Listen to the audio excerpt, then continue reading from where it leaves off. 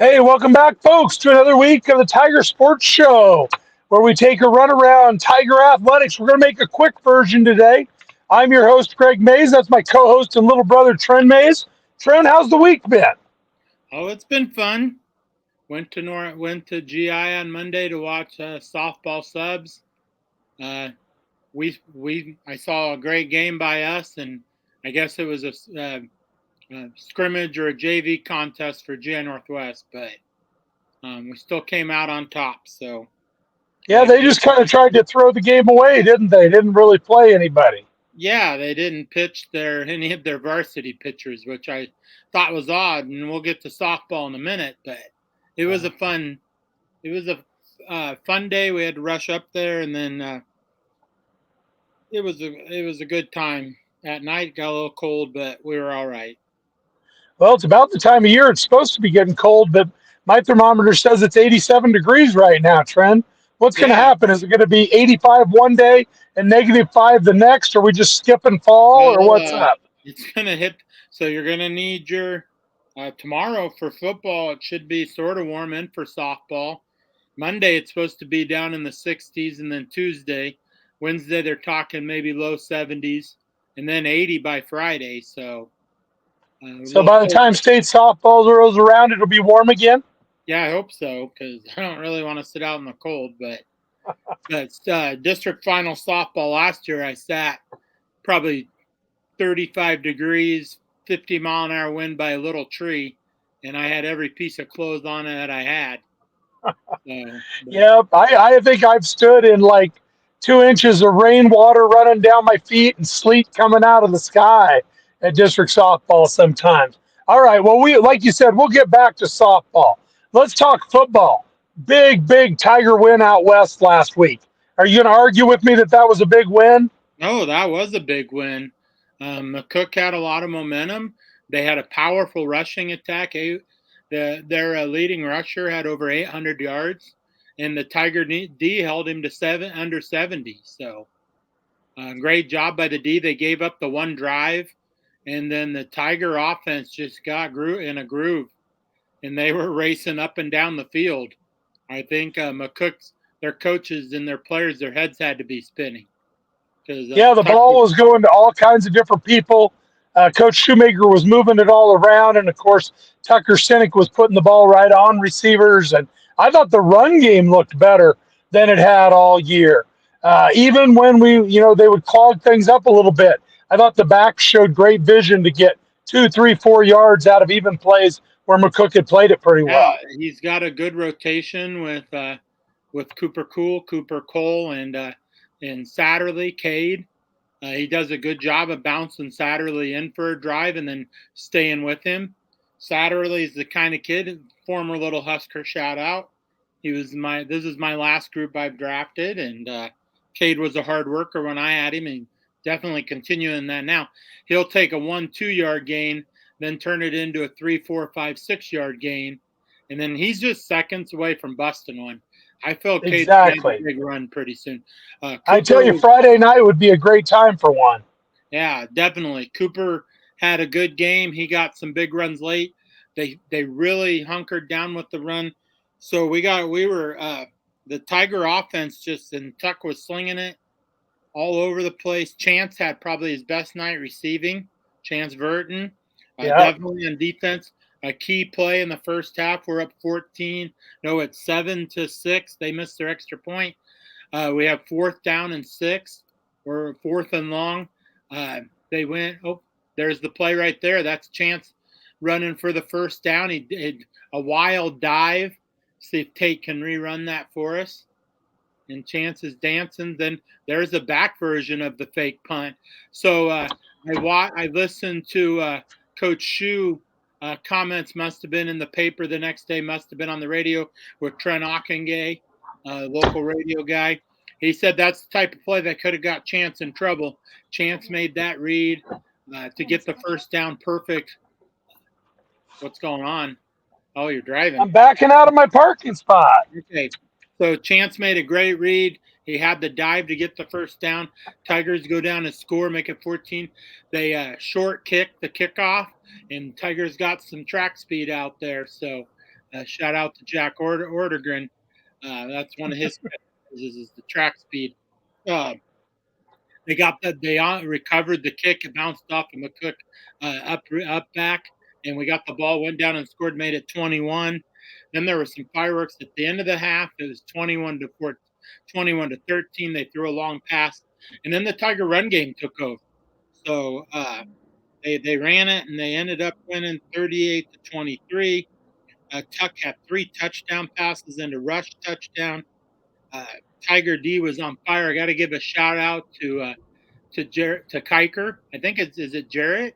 Jarrett Kiker, yep. Another little Husker. There's little Huskers all over the place. Him and Chance Burton dominated the second half. They tried zone read, and they ate it up. They banged, and then Kiker had a big hit on the quarterback, and they did a great job. I'm looking for a big game out of them this week as they play Scottsbluff, who's rated in the top 5 or 6 or so. They bring a powerful running game, single wing, like what producer Tate runs with the little Huskers this year and the Chargers of the past. It's very simple. They're going to pull linemen, Scottsbluff will. You've got to meet those pullers head on, and they're going to take you to the play. They'll come back with counters, but Scottsbluff doesn't appear very tricky. If you follow those pullers, they're going to lead you to the ball, and you can go make some big plays. Well, I think, you couldn't pick a better time to play Scottsbluff. You're coming off what I think is their most complete game probably in the last 2 years, offense, defense, special teams, and now you're looking at one of your biggest opponents. Really, we're playing to be champions of the West, aren't we, Trent? Isn't this game going to decide who's the best team in the West end of the state? Most definitely. This is early district championship, even though the teams Scottsbluff will have 1 game left. The Tigers will have 2. They should be favored in both with Lex and Gehring. Gehring will present a good challenge at 4-2 heading into this week. Lex is Lex. So if you get this one, you've got yourself set up maybe to host a playoff game. So. Yep, the catbird seat. That's what you're in if you win this one. Yeah, the catbird seat. And talked to a few people. They're looking for a shootout. We think we can score on Scottsbluff. I think it'll be a back and forth game, a shootout. Probably come down to the last few seconds, just like last year did. Tucker Sinek ice in his veins through the big pass across the middle. I remember you and Ryder were on the call, and it took a lot of guts to throw that one over the middle to the goal line, and then everybody went nuts with a couple of seconds left, and it was a great drive to end. So the Tigers just need to keep their mojo going. Have you seen Tucker's passing average, passing completion? Well, I would think it's pretty good. He's over 71%. So Krings. And all right. Well, big game out at the Osborne Sports Complex tomorrow night. The town ought to be anxious for a game. Tigers have been out of town for 2 weekends in a row here, so hopefully there'll be a big crowd, and the Tigers will get after them. All right, tell me a little bit about that sub-district. Did you get over for softball? Did you get over in time to see the Highway 6 Trailblazers? I saw 2 innings of the Highway 6 Trailblazers. It was they only got to play 3, right? Yeah, it went pretty quick. Right when we got there. So they beat Highway 6, Adams Central, Minden, and Holdridge. They beat them 10-0. Ella threw a great game. She did hit 50 pitches, which is what their goal was. And then playing the number 1 team in the state. Hold it. You got to tell me what the Highway 6 Trailblazers were wearing. Were they wearing red, white, blue, and purple, No, or what were they powder wearing? blue, red, and white. Okay, all right. No purple, which was a little No purple. ostentatious Holdridge. Minden and Holdridge, they like purple. Yeah, that is a little weird. I'm surprised. I didn't get close enough to look. I guess there was one girl that came up by us. We're sitting on the outside of the fence. All But right. 10, All 10 to right. Now 0. to the sub-district championship game. So Grace Beck had a night. She had 4 homers on the night. She was just hitting it all over the place. So the teams took a different approach. We threw our third pitcher, which is Maddie Wenzel. Maddie threw pretty well. They didn't throw any varsity pitchers, which you were a coach. What's your feeling about GI Northwest approach really quick? My feeling is the current sub-district format in Nebraska is stupid, and you're going to get stupid games. Okay, well that fits it. So the Northwest got out pretty big to start the game. It was 5-1, and then guess who steps up? Old number 19, Grace Beck. She just clobbered one, sent the Tiger faithful into a frenzy, and then she got another one that went over the back fence. Their back fence is not 300 feet though; it's 250 or less than that. So Northwest hit one into the parking lot earlier, but Maddie kept fighting in the circle. The Tigers kept playing Blake ball. We talked about it. Jack Ordergan was on the call with the KHAS. He using my lines, but Blake ball was in full effect. We were taking. Hold it. Are you telling me Jack was on the KHAS call? Yeah, he was not on the Strive. No, he was on KHAS. He was doing color, which. Ooh, does he got his union card? I don't know, but Jack said it was tough because he's usually the lead man, and it was tough for him to take the back seat. But Jack did a great job as well as the Tigers. Piper Whitty came in to throw the last couple innings. Tigers won 14-9. They just got contributions. So now it's on to York, the game that really matters, right? Yeah. Yep. A 3-game series in one day tomorrow. What are you looking for from the Tigers at home against the Dukes? Well, you got to take care of business in game one. And assuming Ella starts, get her going, get the offense going, bottom of the order, keep doing what they've been doing, get the speed on and run. Jack likes to say track speed. Tigers got lots of speed everywhere. They're in a groove. So I'm curious how the two teams that played Monday do. Our approach was go out and attack. I don't think Northwest had that approach. We just got to go take care of business. It starts at 11. You can watch it on Strive. There's plenty of media going out. Jack and I will have the call at 11. Oh, you're on the call tomorrow? Yeah, I got the afternoon off. So you can. Wow, well, I got planning period 11, so I might be out there for game one. So it should be fun. It's going to be nice and warm tomorrow. Tigers just need to go take care of business. It's a good setup. We played York earlier. It'll be tough to beat them twice, but these girls are ready to go. This is their moment. They know that, and I think they showed it last Monday, and I'm looking forward to see them show it tomorrow. Tomorrow. Well, there have been a lot of great softball teams at Hastings High over the last 10 years, but I'm not sure that I've seen a team that's this good and has improved this much. I really feel like they have really brought their game along. You know, most years when we were improving, we weren't maybe a top team in the state. Now I think we've improved ourselves to be a top team in the state. So I'm excited to see what kind of postseason run the girls get when it really starts tomorrow. Yeah, most definitely. This team, there's no quit in them. They've showed that the whole year. They showed it Monday.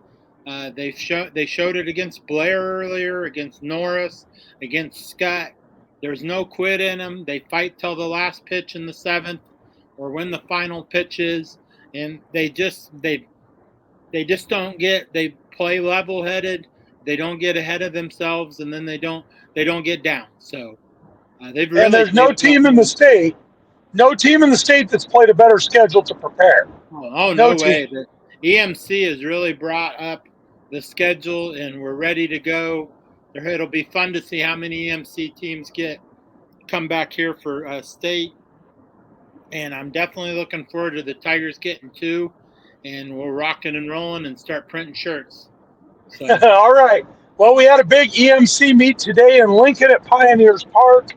I was supposed to be down there at 4 o'clock for the cross country meet.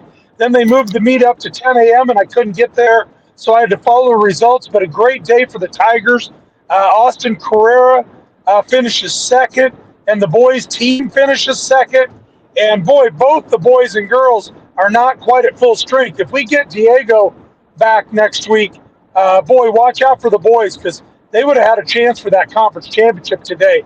And then, of course, Sophia Reynolds ran great for the girls, ran fourth again, I think, today. yeah, And the girls finished fifth as a team. Just a great, great day for Coach Rickert and the runners. And, of course, next week they'll be heading to districts, too. I really think we can get both teams into state. That's yeah. my goal, Trenner. Marv finished second. Marv finished seventh. Marv Robinson. Nolan Yep. Albers finished 12th. Yep.